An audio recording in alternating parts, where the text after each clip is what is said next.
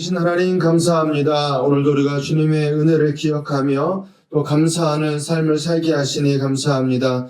아버지께서 우리에게 베풀어 주신 이 구속의 은혜를 마음에 새기게 하여 주시고 우리에게 맡겨주신 사명의 자리 몇 자리마다 하나님을 의지하며 걸어갈 수 있도록 도와주시옵소서. 오늘도 우리가 통일 선교 화요 기도의 자리로 나아갑니다. 아버지의 말씀을 듣게 하시고 아버지의 말씀을 붙잡고 순복하며 순종하는 일들이 우리의 삶에서 시작될 수 있도록 주님 인도하여 주시고 역사하여 주시옵소서. 감사하며 예수님의 이름으로 기도하옵나이다. 아멘. 할렐루야. 네, 오늘도 하나님의 말씀 같이 보도록 하겠습니다. 출애굽기 19장 1절부터 8절까지 말씀입니다. 출애굽기 19장 1절부터 8절까지 말씀 함께 한 목소리로 읽겠습니다. 시작. 이스라엘 자손이 애굽 땅을 떠난 지 3개월이 되던 날 그들이 시내 광야에 이르니라. 그들이 르비딤을 떠나 시내 광야에 이르러 그 광야에 장막을 치되 이스라엘이 거기 산 앞에 장막을 치니라. 모세가 하나님 앞에 올라가니 여호와께서 산에서 그를 불러 말씀하시되 너는 이같이 야곱의 집에 말하고 이스라엘 자손들에게 말하라. 내가 애굽 사람에게 어떻게 행하였음과 내가 어떻게 독수리 날개로 너희를 업어 내게로 인도하였음을 너희가 보았느니라. 세계가 다 내게 속하였나니 너희가 내 말을 잘 듣고 내 언약을 지키면 너희는 모든 민족 중에서 내 소유가 되겠고 너희가 내게 대하여 제사장 나라가 되며 거룩한 백성이 되리라. 너는 이 말을 이스라엘 자손에게 전할지니라. 모세가 내려와서 백성의 장로들을 불러 여호와께서 자기에게 명령하신 그 모든 말씀을 그들 앞에 진술하니 백성이 일제히 응답하여 이르되 여호와께서 명령하신 대로 우리가 다 행하리이다. 모세가 백성의 말을 여호와께 전하매. 아멘. 네, 우리가 오늘도 통일선교 화요 기도의 자리에 나와왔습니다. 우리가 살다 보면 인생의 어느 지점에서나 이런 질문들을 던지게 되죠. 나는 누구고 또 나는 왜 여기에 있는가 이런 질문을 하게 됩니다. 단순히 어떤 철학적인 문제가 아니라 삶이 흔들릴 때라든지 또 마음이 지칠 때라든지 또한 어떤 중요한 결정을 앞두고 있을 때 우리는 이러한 질문 앞에 다시 서게 되는 것 같습니다. 세상은 이러한 질문에 대해서 우리한테 다양한 대답들을 제공하게 되는데 어떤 사람들은 성공이나 어떤 일에 대한 성취를 통해서 그러한 정체성을 규정하기도 하고 또 어떤 사람들은 과거의 상처나 실수로 자신을 정의하기도 합니다. 근데 또 어떤 사람들은 그 어떠한 것도 의미가 없으니까 그냥 인생을 즐기면서 살아야 된다 이렇게 말하는 사람들도 있죠. 그런데 오늘 성경은 전혀 다른 말씀을 우리에게 말씀해주고 있습니다. 성경은 인간의 존재를 허무에서 찾는 것이 아니라 하나님 안에서 찾고 있기 때문이다라는 것이죠. 그래서 우리의 정체성은 우리가 누구인가 이전에 하나님께서 우리를 누구라 부르시는가에 달려있다라는 사실을 반드시 기억하셨으면 좋겠습니다. 오늘 본문 출애굽기 19장 말씀은 이스라엘 백성들이 출애굽한 이후에 이제 시내산에 도착하는 장면입니다. 애굽에 놓여있던 그들이 하나님의 은혜로 말미암아 구속을 경험하고 이제 하나님 앞에 서서 그들의 삶을 살아가기 시작하는 지점에 이르는 거죠. 그래서 광야를 지나 이제 약속의 땅을 향해서 나아가기 그 직전에 하나님께서 이스라엘 백성들에게 멈추어 서서 말씀하시는 겁니다. 너희는 누구이며 왜 여기에 있는지 아는가라는 것이죠. 하나님은 단순히 그들을 구출하신 것만이 아니라 하나님은 그들을 자신의 백성으로 삼으셨고 그들을 통해서 온 세상을 향한 복의 통로로 또 제사장 나라로 거룩한 공동체로 세우시겠다라고 하는 뜻을 오늘 본문의 말씀을 통해서 주고 계시는 것입니다. 오늘 저와 여러분들이 서 있는 바로 이 자리가 바로 이 예배의 자리가 이러한 시내산과 같은 자리다라는 사실을 기억하셨으면 좋겠습니다. 하나님은 오늘도 우리에게 묻고 계시는 거죠. 너는 누구며 내가 너희를 왜 부른 줄 아느냐라는 것입니다. 이 질문에 대한 대답이 오늘 본문의 말씀에 담겨져 있는데 이 말씀을 천천히 살펴보면서 같이 은혜를 나누고자 합니다. 성경 전체의 흐름은 6망으로 되어 있는 이야기, 드라마와도 같다 이렇게 볼 수 있는데요. 먼저 창조, 그 다음에 타락, 그다음에 이스라엘을 부르시고 예수 그리스도에 대한 이야기가 나오고 교회에 대한 말씀과 새 창조에 대한 이야기로 이어지고 있습니다. 근데 오늘 우리가 살아가고 있는 시대를 성령의 시대, 교회의 시대 이렇게 이야기들을 하는데, 그래서 오늘 우리가 보려고 하는 이 이야기는 단순히 어떤 종교적인 신화가 아니라 하나님께서 실제 역사 가운데 펼쳐가시는 살아있는 이야기다라는 거죠. 그 살아있는 하나님의 말씀이 오늘날 저와 여러분들에게 또 교회를 향해서 뭐라고 말씀하고 계시는가 출애굽기 19장을 통해서 살펴보려고 하는 것입니다. 오늘 출애굽기 19장 이스라엘 백성들 앞에 하나님이 이러한 질문을 던지고 계시는 거죠. 너희가 누구이며 왜 강야 한가운데 서 있는지를 아는가라는 것입니다. 오늘 본문의 내용에도 나와 있다시피 이스라엘 백성들은 지금 노예에서 해방된 지 3개월 정도밖에 되지 않았습니다. 홍해를 건넌 기적을 경험했고 또 여러 가지 고난들이 있었지만 아직 가나안 땅에 들어가지는 못했죠. 그러니까 해방은 받았지만 새로운 정체성이 무엇인지 아직 분명히 알지 못하는 상태였습니다.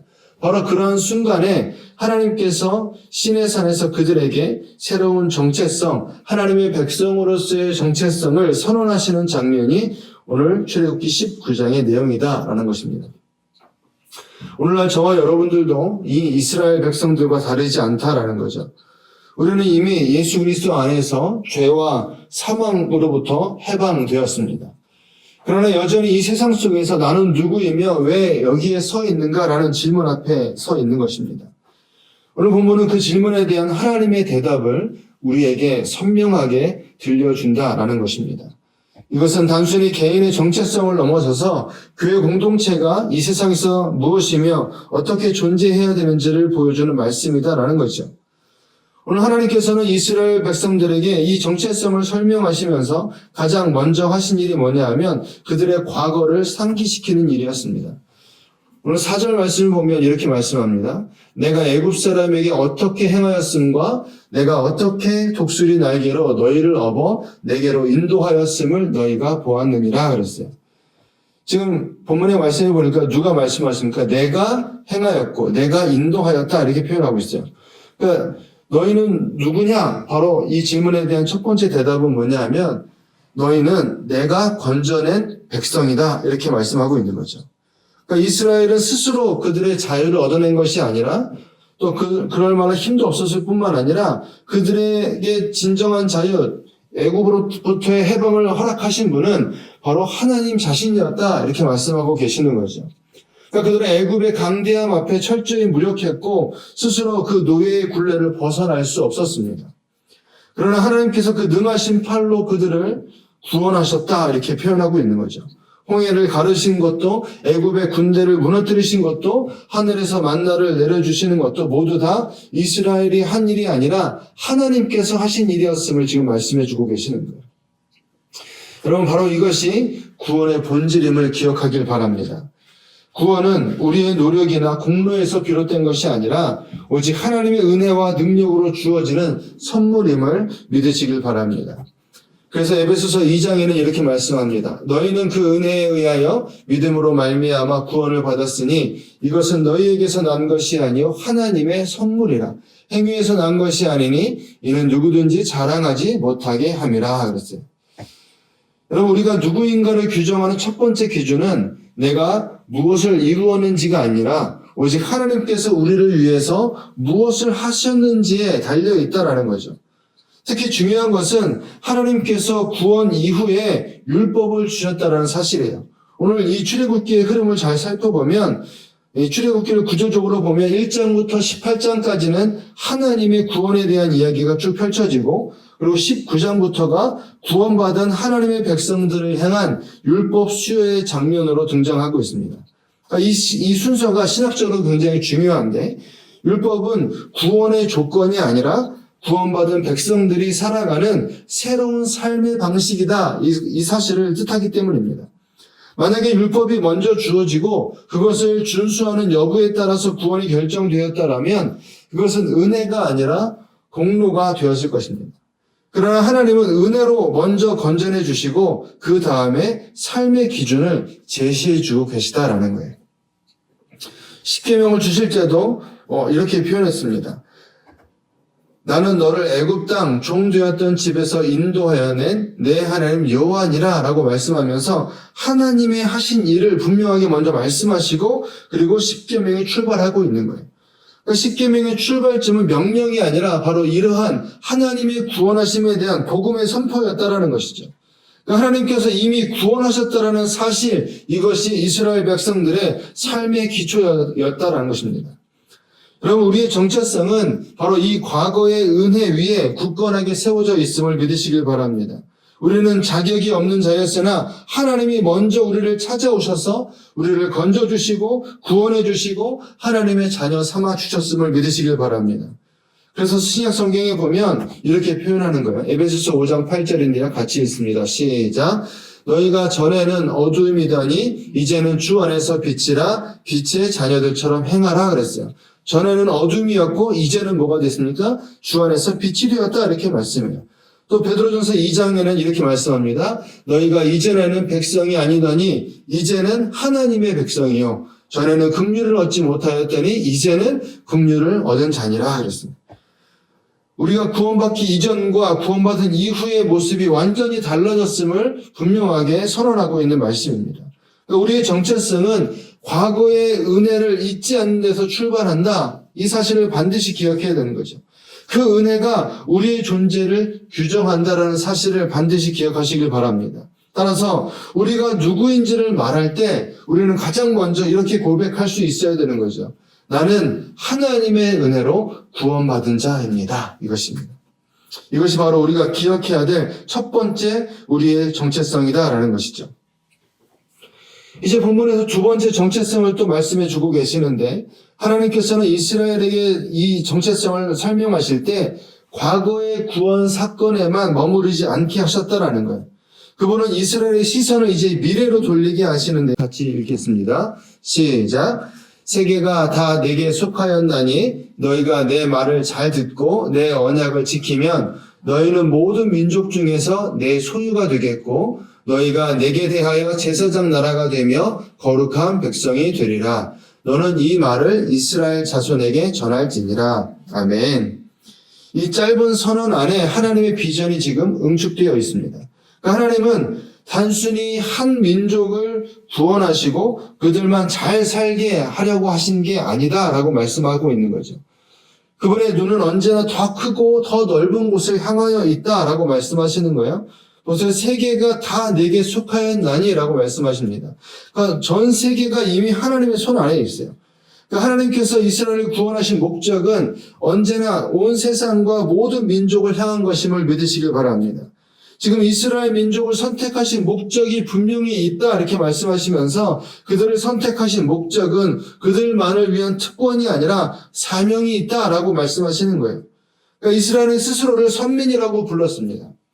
그런데 하나님께서는 그들을 선택하신 목적은 다른 민족 위에 군림하라는 특권을 주신 것이 아니라 그들을 제사장 나라로 세우려고 하시는 하나님의 목적이 있다라고 말씀하시는 거예요. 제사장이란 어떤 존재입니까? 하나님과 사람 사이에 다리를 놓는 존재예요. 하나님을 세상에 드러내고 세상을 하나님께로 이끌어가는 중보자의 역할을 하는 게 바로 제사장입니다. 크리스토퍼 라이트라는 목사님이 이렇게 정리했어요. 하나님은 이스라엘을 제사장 나라로 부르심으로써 그들을 통해 열방이 하나님을 아는 지식에 이르도록 하셨다. 그들의 존재 목적은 전적으로 선교적이었다. 이렇게 정리합니다. 그러니까 너희는 모든 민족 중에서 뭐가 됩니까? 내 소유가 되겠고 너희가 내게 대하여 제사장 나라가 되며 거룩한 백성이 되리라. 이렇게 말씀했어요.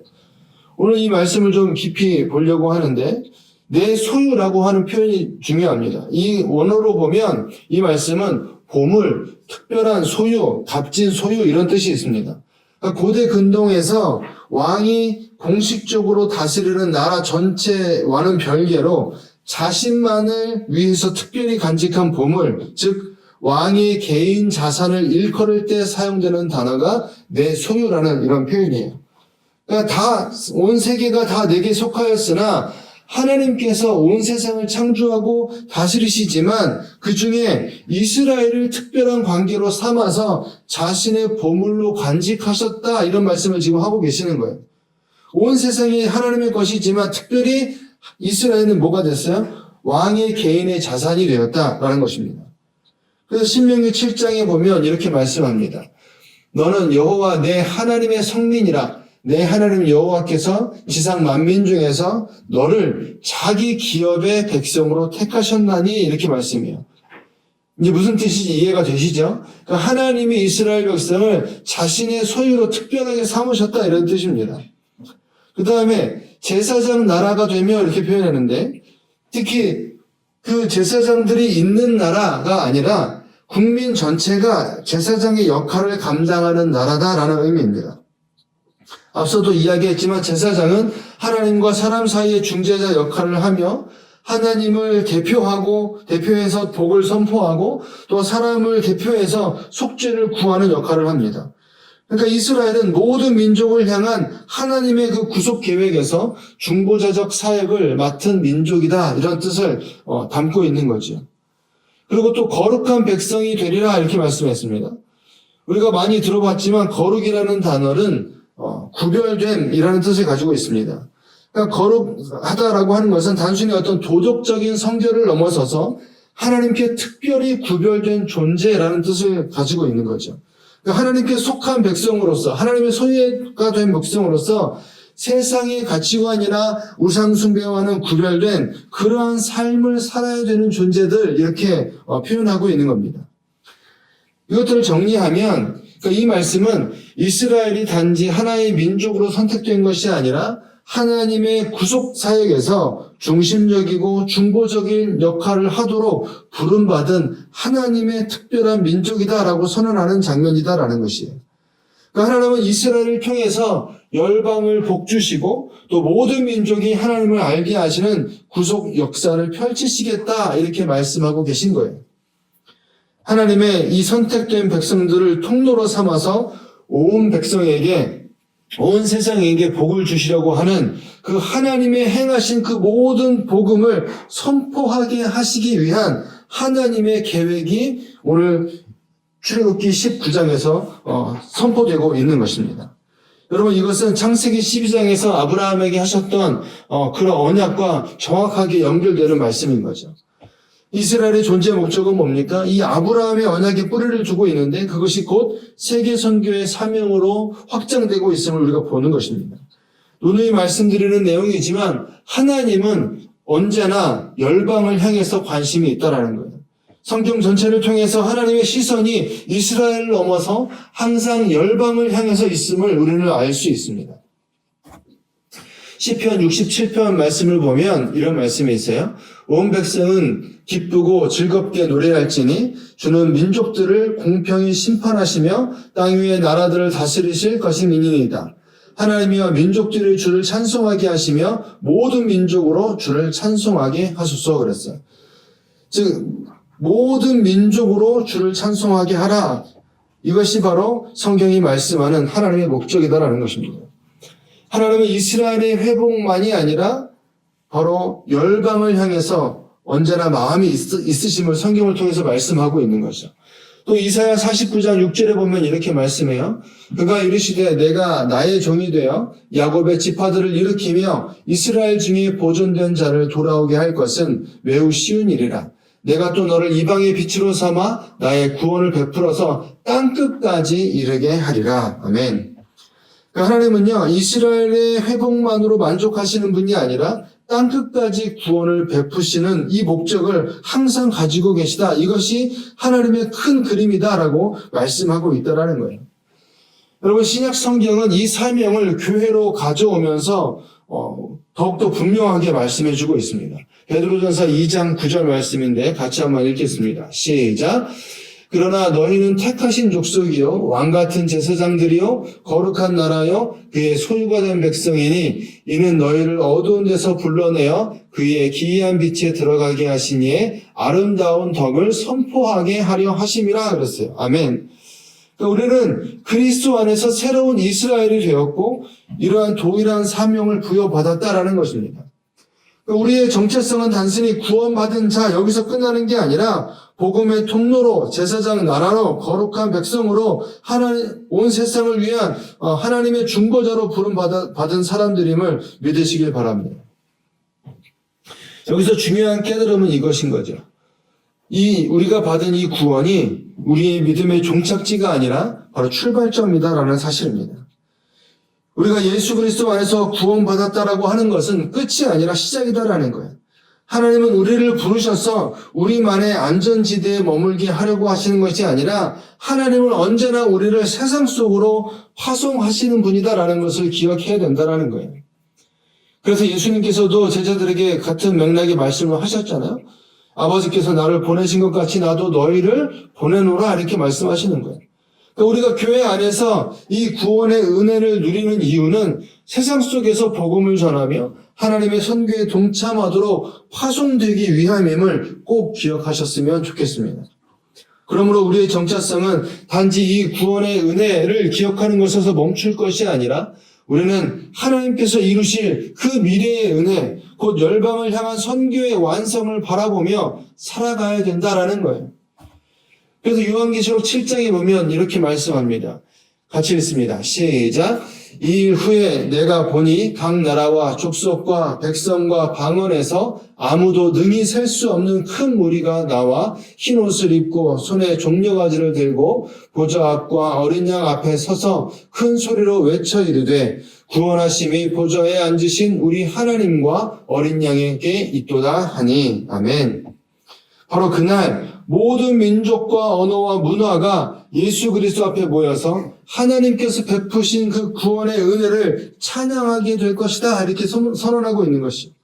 바로 이 날이 속히 올 줄을 믿으시길 바랍니다. 여러분, 우리의 정체성은 바로 이 미래를 향한 현재적 부르심 안에서 완성되는 것입니다. 교회가 세상 속에서 제사장 나라로 살아가기 시작할 때 하나님의 구원 계획은 조금씩 그 완성을 향해서 나아가는 것이다라는 거예요. 그러므로 교회의 사명은 단순히 우리끼리의 구원이 아니라 열방이 하나님을 알게 하는 것임을 믿으시길 바랍니다. 그리고 오늘 본문에서 이렇게 말씀해요. 내가 너희를 애굽에서 구원했다. 그리고 미래를 향한 비전을 보여주시면서 너희가 제사장 나라가 되어서 열방을 축복할 것이다 이렇게 말씀했어요. 그러니 이제 우리 앞에 놓인 질문은 바로 이것인 거죠. 그러면 오늘 우리는 어떻게 살아야 하는가라는 것입니다. 그 질문에 대해서 오늘 본문은 이렇게 대답합니다. 5절 말씀에 그러므로 이제 너희가 내 말을 잘 듣고 내 언약을 지키면 이렇게 시작하는 거예요. 여기서 우리가 기억해야 될 단어는 이제라는 단어입니다. 과거의 은혜를 기억하고 미래에 대한 소망을 품은 자는 이제, 지금, 오늘 바로 순종함으로 살아가야 한다는 거죠. 하나님은 단지 어떤 감정적인 감동이나 지적인 동요를 요구하시는 게 아니라 하나님의 백성은 하나님의 말씀에 귀를 기울이고 또 그 말씀을 따르는 것, 그것이 현재를 살아가는 성도의 모습이어야 된다. 하나님의 백성의 모습이어야 된다. 이렇게 말씀하고 있는 거예요. 여러분, 순종이라고 하는 건 거창한 어떤 업적을 말하는 게 아닙니다. 하나님의 말씀에 민감하게 반응하는 것을 말하는 거예요. 하나님의 말씀 앞에 겸손히 귀를 기울이고 일상 속에서 그 말씀을 살아내는 것입니다. 여러분, 우리가 순종을 어떤 의무나 무거운 짐으로만 받아들인다면 신앙은 굉장히 피곤한 종교가 될 수밖에 없어요. 그러나 순종은 하나님의 백성에게 주어진 특권이며 은혜에 대한 우리의 반응임을 믿으시길 바랍니다. 지금 출애굽기는 우리에게 분명하게 말씀하고 있어요. 구원이 먼저 주어졌고 그 후에 하나님의 순종을 요구하신 거예요. 그러니까 하나님께서 이스라엘을 구원하신 이후에 율법을 주셨듯이 우리의 순종은 구원을 얻기 위한 조건이 아니라 구원받은 자의 감사의 표현이며 정체성의 실현이고 그 은혜에 대한 반응이다라는 거예요. 구원받은 자는 하나님께 순종함으로 반응하는 것이 정상이다라고 지금 말씀하고 있는 거예요. 하나님은 오늘도 우리에게 이렇게 묻고 계시는 거죠. 내가 너를 구원했는데 너는 이제 어떻게 살아가겠느냐라는 거예요. 순종은 과거의 그 은혜에 대한 감사이고 미래의 그 하나님의 은혜를 준비하는 믿음의 걸음임을 기억하시길 바랍니다. 바로 지금 오늘 하나님의 말씀을 붙잡고 살아가는 것, 이것이 하나님의 백성의 현재여야 함을 믿으시길 바랍니다. 예수님은 이렇게 말씀하십니다. 나의 계명을 가지고 지키는 자라야 나를 사랑하는 자니, 이렇게 말씀했어요. 그러니까 예수님께서 말씀하시는 것도 뭐예요? 하나님의 말씀을 지키는 자, 바로 그 사람이 하나님의 백성이다, 이렇게 말씀하시는 거죠. 우리가 하나님의 백성임을 증명하는 것은 오늘 우리가 하나님의 말씀에 어떻게 반응하느냐, 거기에 달려있다는 것입니다. 우리는 단지 율법에 순종하는 어떤 도덕적 백성이 아니라 우리는 예수 그리스도 안에서 하나님의 자녀가 된 새로운 피조물임을 기억하시길 바랍니다. 이 그리스도와의 연합 안에서 성령의 도우심으로 그 말씀에 순종하면서 살아갈 때 우리의 정체성은 그저 머릿속에 있는 지식이 아니라 살아있는 삶의 열매로 나타나게 되는 것입니다. 그러므로 순종은 어떤 율법주의가 아니라 복음에 대한 그 사랑에 대한 우리의 반응임을 기억하셨으면 좋겠습니다. 그 하나님의 말씀을 듣고 기억하고 묵상하는 것을 넘어서 그 말씀대로 살아내는 삶의 순종, 그 삶을 통해서 우리는 세상에서 거룩한 백성으로 제사장 나라로 살아가게 되는 것이다라는 것입니다. 오늘 출애굽기 19장 말씀은 하나님께서 이스라엘 백성들에게 주신 정체성에 대한 선언이자 오늘 우리를 향한 부르심이기도 합니다. 하나님은 우리에게 이렇게 말씀하시는 것이요. 하나님 우리에게 이렇게 말씀하시는 것입니다. 너희는 나의 보물이다. 너희는 제사장 나라요 거룩한 백성이다. 이렇게 선언하시는 거예요. 이것은 단지 과거의 이야기가 아니라 오늘을 살아가는 교회를 향한, 그리고 바로 저와 여러분들 한 사람 한 사람을 향한 하나님의 부르심임을 기억하셨으면 좋겠습니다. 우리는 이 구원의 은혜 위에 서 있는 사람들입니다. 그 하나님의 전적인 은혜로 구원받은 사실을 잊지 마시길 바랍니다. 또한 우리는 미래에 하나님께서 베풀어 주실 그 은혜를 바라보며 나아가는 자들이다라는 거예요. 하나님의 복음을 열방에 전하는 제사장 나라로 부름받았음을 기억하시고 바로 그것이 우리의 사명임을 잊지 않는 자들이 되어야 된다라는 것입니다. 그래서 우리는 오늘 이 자리에서 현재의 삶을 살아갈 때 이 복음의 사명을 감당함으로 순종함으로 살아가야 된다라는 것입니다. 하나님의 말씀에 순종함으로 우리의 정체성을 실제의 삶으로 증명하는 그러한 삶을 통해 우리의 그 삶이 복음의 통로로 쓰임받는 일들이 시작됨을 믿으시길 바랍니다. 오늘 저와 여러분들은 이 질문 앞에 서 있는 거죠. 나는 누구인가? 나는 어떻게 살아가야 되는가? 이 세상이 그 어떤 이름으로 우리를 부르든 우리는 하나님의 백성으로 살아가는 자들임을 믿으시길 바랍니다. 그러므로 하나님의 은혜를 기억하고 감사하시길 바라고 또 하나님의 사명을 붙들고 전진하시길 바랍니다. 하나님의 말씀 앞에 순종하며 살아가는 저와 여러분들이 되었으면 좋겠습니다. 하나님은 교회 공동체를 부르시지만 그 부르심은 각 성도 개인을 향한 부르심이기도 하다라는 사실을 기억하시고 이 정체성 안에서 우리가 정말로 삶으로 살아내야 될 믿음의 고백들이 무엇인가를 스스로 점검하셨으면 좋겠습니다. 나는 누구이며 나는 왜 이곳에 서 있는가? 이 질문 앞에 오늘 나의 말과 행동 또 모든 선택들이 하나님의 백성의 정체성을 드러내는 일이 되어야 함을 기억하시고 그러한 일들이 우리 가운데 시작될 때 우리를 통해서 이 땅 가운데 하나님의 나라가 이루어질 것을 기대하며 소망 중에 살아가는 저와 여러분들이 되시기를 주님의 이름으로 축원합니다.